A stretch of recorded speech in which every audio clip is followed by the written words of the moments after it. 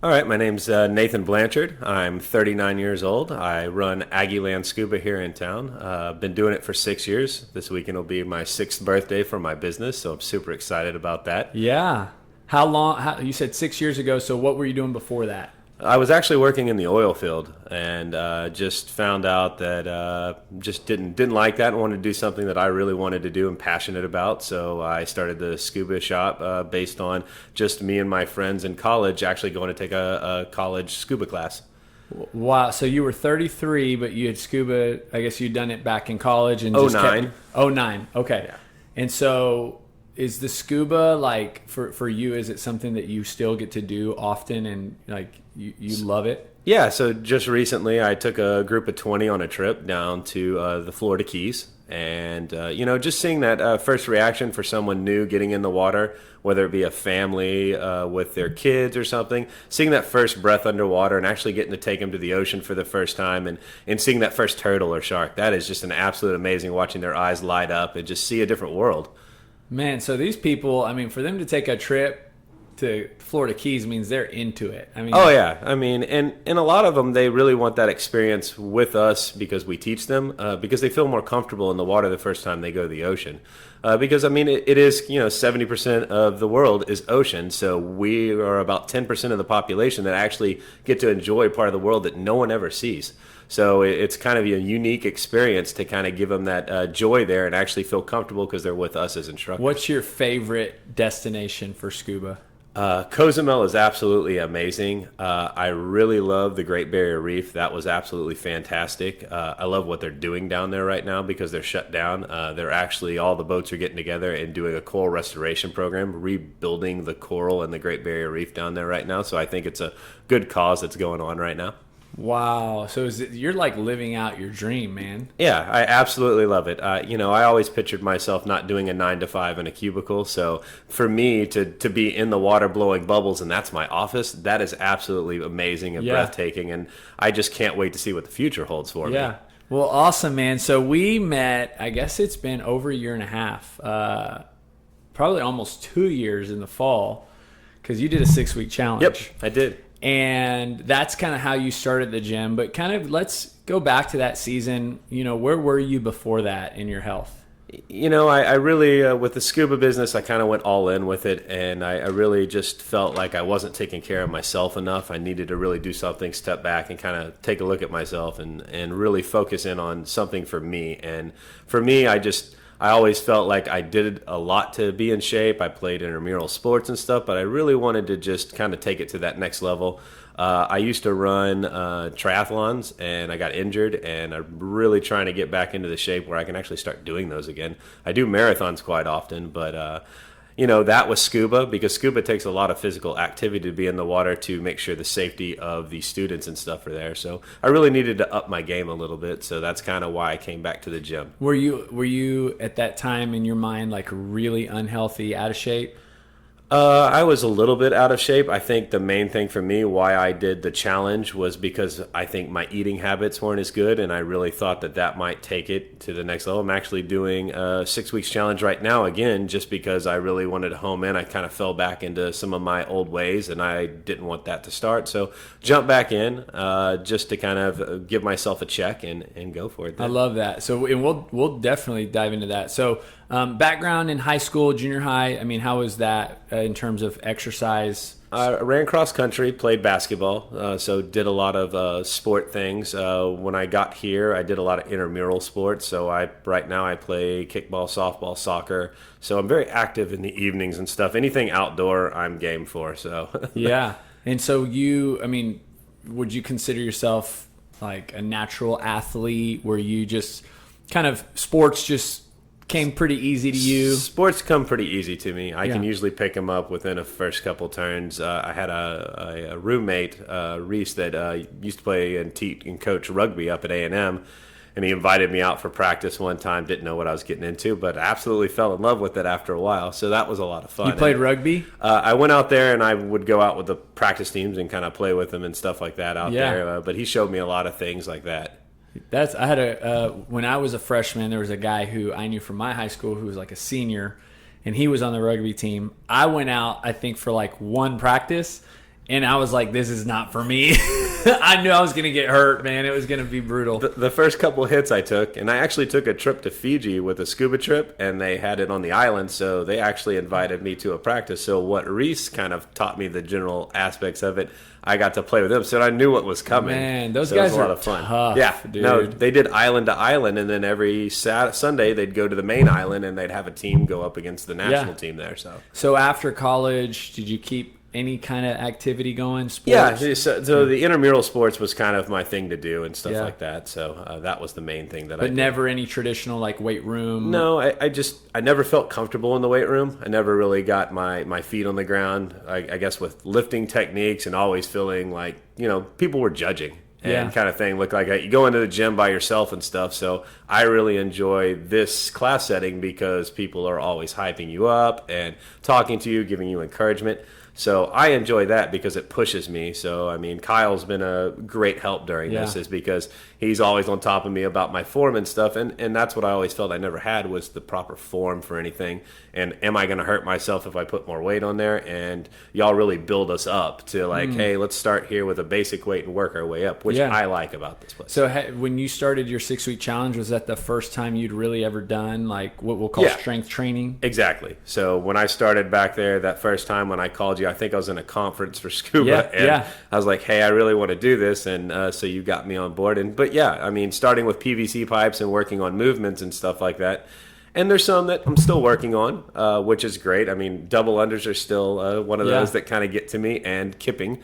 But those are something that I'm trying to progress and be better at. But how'd your body feel in the beginning? Oh, the first 2 weeks I was sore. It was really rough to kind of get going and stuff. But, it's kind of, it was fun to come to the gym because everybody encouraged you and stuff like that. So that gave me the motivation to just push through it and I think that's what happened before when I'd go lift weights, is I never really had that like drive, like, oh, hey, keep going with it kind of thing like that. You're going to make it through this period and move on. Yeah, and the eating, which is, you saw really good results. I mean, still to this day, I think, even though you're redoing the challenge, you're starting in a much better spot than you were before. Oh, most definitely. So, like, what were some of the biggest changes that you made in your diet?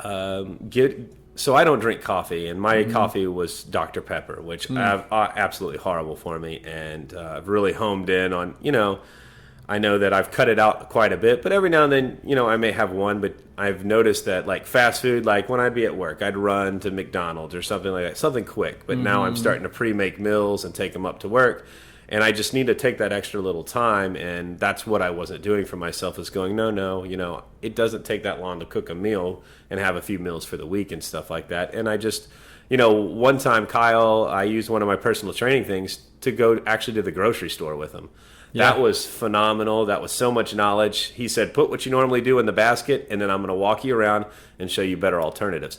That was instrumental in the first challenge for me, and I thought that was amazing that he did that for me and took the time to take one of my lessons and go teach me things. Yeah. I never knew, the back ingredients. I never picked those things up, but now I'm looking at the back and actually seeing the ingredients. And that helps elevate me so much more in my eating habits. So Could you tell the way you felt? Oh, yeah. No, I mean, even the first 2 weeks this time when I started up and I've been working out for a while, I mean, just by cutting out the fast food and stuff, I have more energy. I'm waking up earlier, feeling refreshed. I'm getting better sleep at night. So all these things I'm finding from this eating challenge that I'm doing right now. What led you, like specifically, other than you knew you were starting to drift, what led you to doing another challenge? Like what specific things were you doing that you knew you shouldn't be doing? The fast food, the kind of eating out more, the main thing I did was I looked at my bank statement and saw how many times I was eating out a week. And I was like, I need to dial this in because, one, that's going to save me money. Two, I'm getting more meals out of going to buy the things at the store and getting a healthier alternative. And, I went to Florida this last week, and, every day Kyle would text me and go, hey, man, how you doing? How's because he knew I had to eat out. That's right. And so that helped me a lot because, I would think about it when I looked at a menu. Okay, well, this is good. What can I substitute here, there, and yonder? So I was able to make adjustments to make sure that it kind of fit my program too. Right. Still, keep going with that, and that's hard when you're on vacation. To especially when everybody around you's eating, coconut shrimp and everything else that you're like, I really like to that. But it's nice to know that you can still have fun, eat a good meal, and find healthier alternatives on a menu when you're out. I love that you did the challenge again, because I think it's easy to assume I know what to do. I'm just going to do it. And that's how most people think, but there's a higher level. It's like me going on a scuba trip by myself. I'm going to go, and it's not going to be anywhere near as awesome as if I have somebody like you who can take me to certain spots, coach me, guide me, help me along. And so for you having that thought process of like, okay, I need to do another challenge, what was the thing you wanted the most? It's the guidance. Really it's the guidance, because yes, I've gotten to a place when I'm working out and stuff where you kind of fall in a lull for a while, but you can still elevate your game. It's like anything you do in life.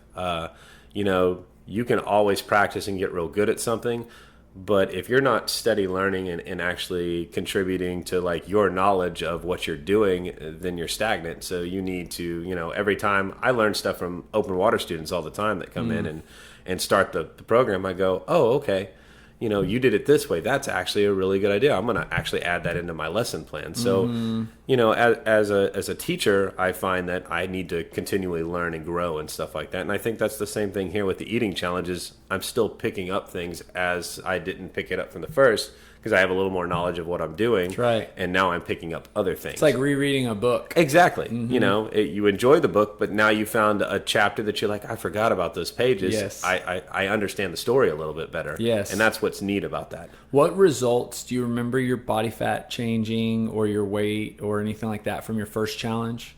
Not really. The body fat went down, and right now I'm kind of where I want to be. It was mainly the strength conditioning. Mobility is one big thing, and then for everybody, I'm sure, like me, I'm just trying to get rid of this little keg in front of you. Yeah. What in that period of time? It was after your challenge. You did personal training, and I think you were coming like once a week. I was. So, what triggered that thought? What did you want to work on? I wanted to get better at movement. My snatch. I wanted to really home in and get those one-on-ones to learn the movements better. And that's what I enjoyed. It helped me with my lifting and techniques and stuff like that, so I wasn't going to hurt myself. Yeah. And so that was my biggest thing, because I had never really truly lifted weights before. That was one of my, I want to learn these movements and be pretty good with them, so that way I feel more comfortable in class. Yeah. And then I'm still working on the movements, some of them, but, as time goes on, every one of the coaches, like, just keep practicing. It'll come to you. It'll just click one day. Yeah. And they're right. Like, more and more, I feel better and better about each movement that I do every day I come in. It's kind of like that 10,000 hour deal, like the more time you spend doing anything, it's like double unders. You could work on them for 3 years and then they click, But you were working on double unders for a while, right? Yeah, and I'm still working on it. I can do double unders. I'm working on the consecutive double unders. I can get a couple in a row, and then after that, it kind of I have to start over, kind of thing like that. So, but it's a work in progress. So how did the quarantine treat your health? What was that like?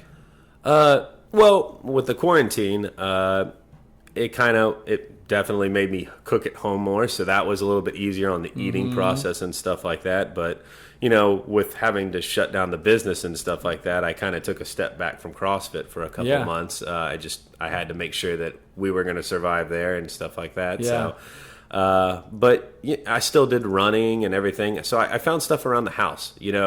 Just because you're not at your gym here, you can still get the workouts in at home.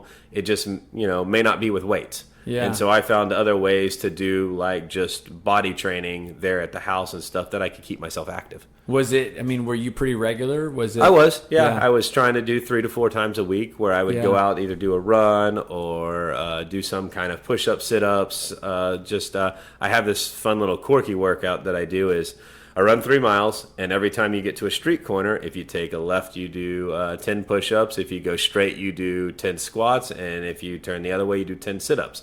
So you're judging your workout on the 3 miles for every block you hit. Oh, that's so I did great. that stupid workout. Everybody, driving by looked at me kind of weird when I'd stop and do something. But it was a fun little workout to do, and it was like choose your own story. Yeah. And so it was like a little storybook that you're like, okay, go to this page. I and love so it. I enjoyed that workout because it gave me options. And so if I was tired of doing sit-ups, I would do push-ups and keep going. So you're marathoner, full marathoner. Yeah. So How many? This year will be my 7th BCS marathon. Wow. So I'm super excited. Training started last week. So on top of the challenge, I am now doing the running to get ready for the marathon. So you were, the first one was 2011, I think. Mm-hmm. So you were right after that. What led you to sign up for a marathon? Something I've always wanted to do. Like I said, I did triathlons, and so it just came natural that I enjoy running. So I was just like, this is something I want to give a shot and do the 26.2 and then see how it goes. And what distance triathlons had you done? So I don't do Olympics. Sprints? The sprints and stuff like that. So little ones, I would eventually like to probably try one, just to say I've done one. Because that's a pretty big jump. A sprint triathlon takes you about an hour, 50 minutes. Yeah, exactly. And so how long did that first marathon take you? The first marathon, 4 hours and 30 minutes. Yeah, so it's like 4 times the volume. Yeah. So. And what was that training like? It was rough. The first year was absolutely horrible. Just trying to get into it and getting the runs in that you needed to. Because, you're running 4 times a week. But I didn't have a training program at that time. And so since then, BCS Marathon puts out a training program. So they tell you what to run every week, which makes it nice for just a novice. They can literally get their shoes on and go and do this workout, and they'll build you up and get you ready for the race. So that first year, rough in like the sense of like it was hard? I wasn't prepared. I did not put in enough running to actually get ready for it. And I paid for that during the race. Last few was kind of a limping run along the way. So it was kind of rough. So. And then you finished and you wanted to do it again? Yeah. I'm a sucker for pain. I enjoy outdoor, What stuff. did you change the next year? The running. You just did more training and stuff like that. So, did you in that second year? I guess that would have been 2013, maybe. Yeah. Okay. So that year, did they have the programming for you to follow? They started the programming. I guess it was my 3rd year into it. Okay. So and that helps kind of do that and kind of guide you with like what to do cross-training wise, whether it be swimming, biking, and stuff on other days, just to kind of give your body that rest and stuff like that. Did your time get faster the second year? It did. How much faster? About 15 minutes. Which is massive in a marathon. Yeah. My goal for this year, because I've never done it, is I've never finished under 4 hours. And so that is my goal this year, is to run it under 4 hours. Do you remember your times in your 7 runs? My closest one I got to was 4:07. So I've got 7 minutes to shave. But that's just a goal of mine, is trying to get it under there. That's been my best so far. So I love running, even though now I would say, I don't get to do it as much. During the quarantine, I actually would go out on a Sunday and run like 3 miles, or I did a couple 4 miles, which right now is long. But I did 4 marathons in 2009. So I used to, this is kind of silly, I had heard that if you did all the big marathons in Texas, which at that time it was the San Antonio in November, the Dallas in December, the Houston in January, and the Austin in February, I heard if you did all 4, you get like a special medal. No such thing. Or I never got one. So 2009 January, I do Houston. February, I do Austin. November I do San Antonio, and December I did Dallas. Dallas was my fastest. And what I found out, because CrossFit is something I started doing in 2008. Also in October I did a half Ironman in Austin, and so it was all in 1 year. But CrossFit taught me intensity. So like when I would run prior to, I did my first half in 2007. I mean, there was no urgency. Like, I wasn't by any means like not trying to run my hardest, but there's something different about my gears. Well, when I started in CrossFit, you're doing all these 400s. Well, I've seen you do the 200s, dude. You're zooming around the building.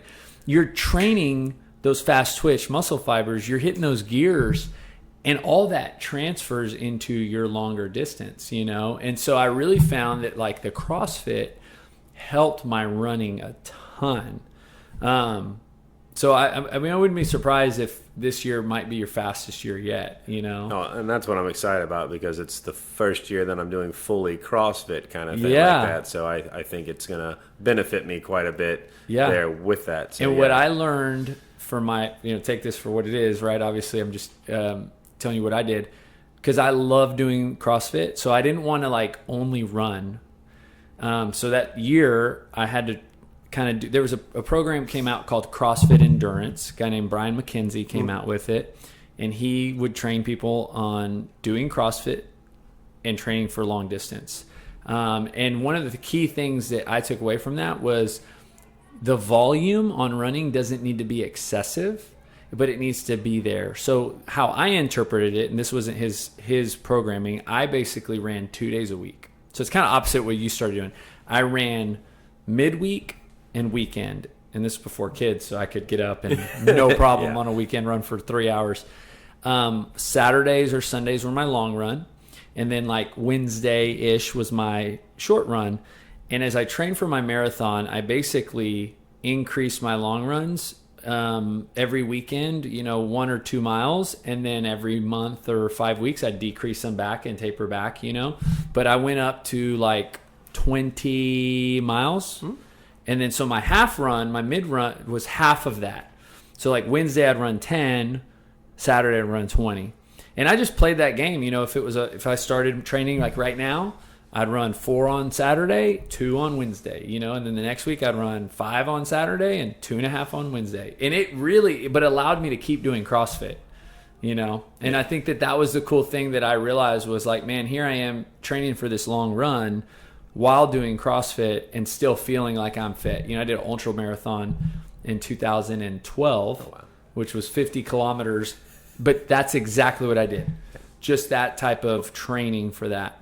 That's what the training's like for when I do the training that they give you. You do 3 on Tuesday, 3 on Wednesday, 3 on Thursday this week, and then this weekend I do 7. Got it. And so the same thing that you were doing, they just have a few more days running and, that's right. and kind of keep you going. And then which rest is days, probably good. You know, I mean, I don't know. It just depends on the person. And I think anytime, like you've had 7 marathons, so you're already confident. So much of running a marathon is confidence when it comes to those last 6 miles that you're going to live.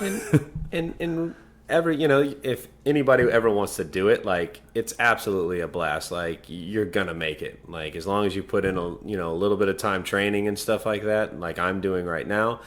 Anybody can do these marathons and stuff like that. So if you want the encouragement to go out there and do it, I would say I was terrified the first year I did it. And it's something about turning that last corner and running down there. You kind of get a little bit emotional, like, man, like think about what I just did kind of thing like that. And that's the first thing that hooked me was like turning that first corner, running down that and seeing the finish line and actually finishing. Just that joy inside that you have that you're just like thinking about your accomplishment that you just did. And it's just an amazing feeling. And so there's like a burst of energy, right? Like you kind of run a little bit faster. And I definitely did. Last like 200 yards, I was like in a dead sprint to get across the finish line. What do you love in the training? Like, do you listen to music? Do you love the disconnect? Do you love, like, what is it about the running and the training that you like?